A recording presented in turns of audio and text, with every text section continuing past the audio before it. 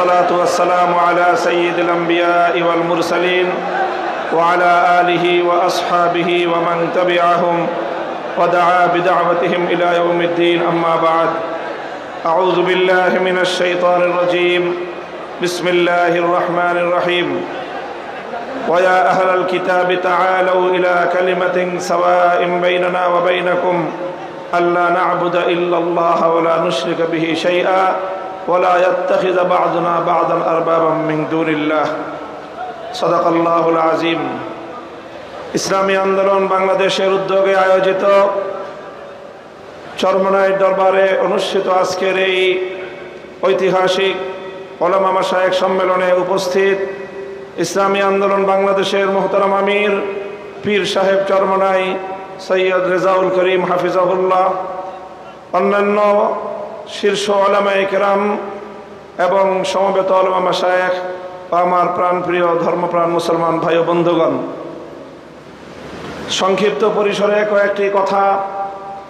আজকের বাংলাদেশের বিশেষত জাতীয় রাজনৈতিক প্রেক্ষাপটে ওলামায়ে কেরামের সামনে এক ঐতিহাসিক সুযোগ এসেছে এবং সুযোগ আসার কারণে তাদের কাঁধে ঐতিহাসিক জিম্মাদারি এবং দায়িত্ব বর্তেছে।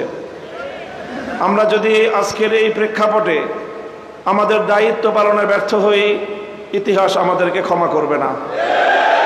এই জন্য যাদের কাঁধে দায়িত্বের বোঝা, আমরা শুধুমাত্র এক একজন ব্যক্তি নই। যেমন ইতিপূর্বে অনেক ভাই বলেছেন, হযরত শাইখুল হাদিস আল্লামা আজিজুল হক রহমতুল্লাহ আলাইহির দায়িত্বের জোয়াল এখন আমার কাঁধে। হযরত পীর সাহেব মরহুম সৈয়দ ফজলুল করিম রহমতুল্লাহ আলাইহির দায়িত্বের বোঝা আমাদের বর্তমান হযরত পীর সাহেবের উপর। মুফতি ফজলুল হক আমিনী রহমতুল্লাহ আলাইহি সহ আকাবিরদের দায়িত্বের বোঝা আমাদের ভাই মাওলানা মুফতি সাখাওয়াত হোসেন রাজির কাঁধে। এমনিভাবে আমরা বর্তমান প্রজন্ম আমাদের পূর্বসূরীদের রেখে যাওয়া একটি সুন্দর প্ল্যাটফর্মের উপর আজকে আমরা দাঁড়িয়ে আল্লাহর দ্বীনের কাজ করার সুযোগ পেয়েছি। কাজে এই জায়গা থেকে আজকের এই জাতিকে যদি আমরা নেতৃত্ব দিতে, যথাযথ দিক নির্দেশনা দিতে যদি আমরা ব্যর্থ হই, তাহলে আমাদেরকে অনেক বড় মাসুল গুনতে হবে, দুনিয়াতেও এবং আখেরাতেও। আমি আজকের যে জাতীয় চাহিদা, বিশেষ করে সারা বাংলাদেশের সকল ধর্মপ্রাণ শুধু নয়, যারা ধর্মকে ভালোবাসে অন্তত তারাও, ইসলাম প্রেমী সকল মানুষের অভিন্ন চাহিদা হলো ইসলামী নেতৃত্ব তারা ঐক্যবদ্ধভাবে জাতির সামনে অগ্রসর হোক, জাতির সামনে উপস্থিত হোক। আমি আমার দীর্ঘ যে পর্যবেক্ষণ বাংলাদেশের ধর্মীয় এবং রাজনৈতিক অঙ্গন নিয়ে, সেটা আমি দেখি যে বাংলাদেশে আমরা আলহামদুলিল্লাহ ইসলামিক দৃষ্টিকোণ থেকে আমাদের পার্শ্ববর্তী উপমহাদেশের অন্যান্য দেশের তুলনায় আমরা অনেক সহনশীল একটি জায়গায় রয়েছি। আমাদের বাংলাদেশে ইসলামপন্থীদের মধ্যে পারস্পরিক ঈমান এবং কুফরির কোনো ইখতিলাফ নেই, মতবিরোধ নেই, যেটা আমাদের পার্শ্ববর্তী দেশগুলোতে রয়েছে। সেখানে শিয়া সুন্নির মতো জটিল বিরোধ রয়েছে। এরপরও সেই সকল দেশগুলোতে আমাদের ওলামায়ে দেওবন্দ তারা নেতৃত্ব দিয়ে সেই শিয়া সুন্নি সহ অন্যান্য বাতিল পন্থীদেরকেও বৃহত্তর ঐক্যের মধ্যে তারা তাদেরকে সামিল করে জাতির সামনে ঐক্যবদ্ধভাবে নিজেরা উপস্থিত হয়েছেন।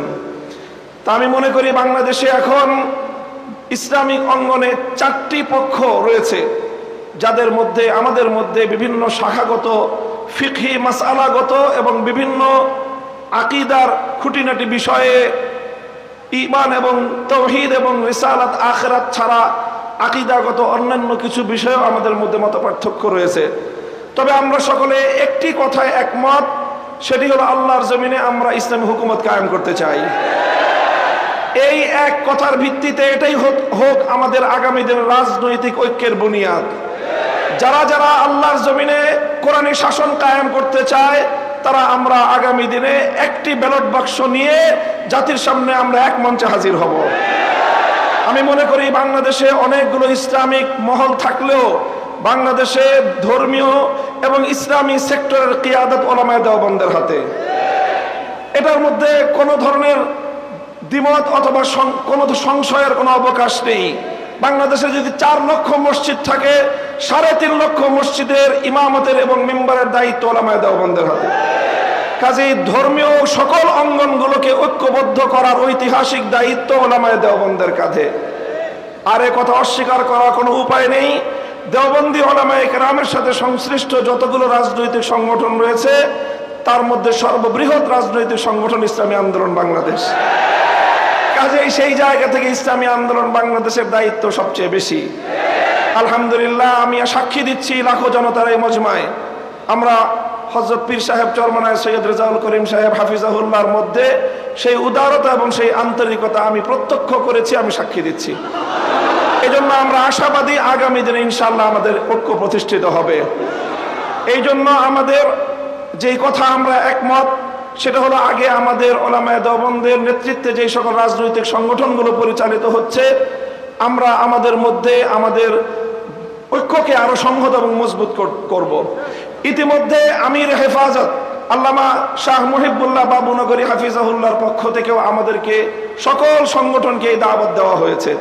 কাজী ইনশাআল্লাহ আমরা আশা করছি যে অদূর ভবিষ্যতে অনতিবিলম্বে আমাদের ঘরানার সবগুলো রাজনৈতিক সংগঠন আমরা সীসাডালা প্রাচীরের মতো ঐক্যবদ্ধ হব।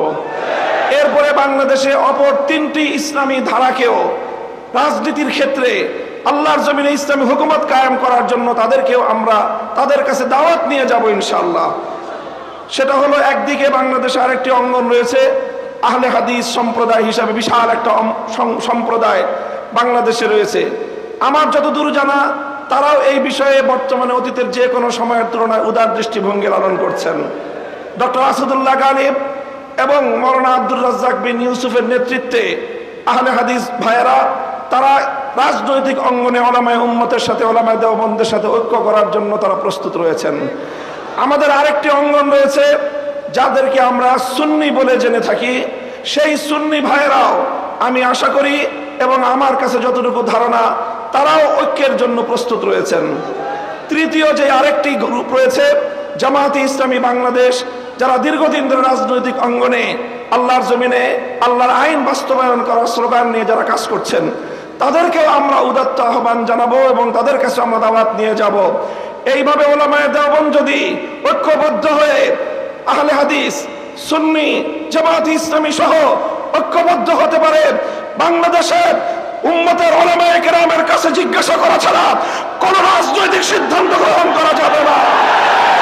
বাংলাদেশ ইনশাআল্লাহ আল্লাহর নিজাম অনুযায়ী চলবে, কোরআনী শাসন বাস্তবায়ন হবে ইনশাআল্লাহ। সেই দিন আমরা দেখতে পাবো, আমাদের হায়াতে, আমাদের জীবদ্দশায় দেখতে পাবো। আমি আশা করি আগামী নির্বাচন হবে আমাদের জন্য সেই ধরনের বৃহত্তর একটি ঐক্য জাতিকে উপহার দেওয়ার মোক্ষম সময়। আমি আপনাদের সকলের কাছে দোয়া চাই যে এভাবে যেন আমরা আমাদের ভূমিকাগুলো পালন করে যেতে পারি। বাংলাদেশ খেলাফত মজলিসের পক্ষ থেকে আমি আজকের এই ভর মজলিসে এই ধরনের কার্যক্রম পরিচালনায় আমাদের শতভাগ উদারতার এবং আন্তরিকতাপূর্ণ ভূমিকা পালন করার প্রতিশ্রুতি দিয়ে যাচ্ছি ইনশাআল্লাহ। নাসরুম মিনাল্লাহি ওয়া ফাতহুন করিম। আসসালামু আলাইকুম ওয়া রাহমাতুল্লাহ।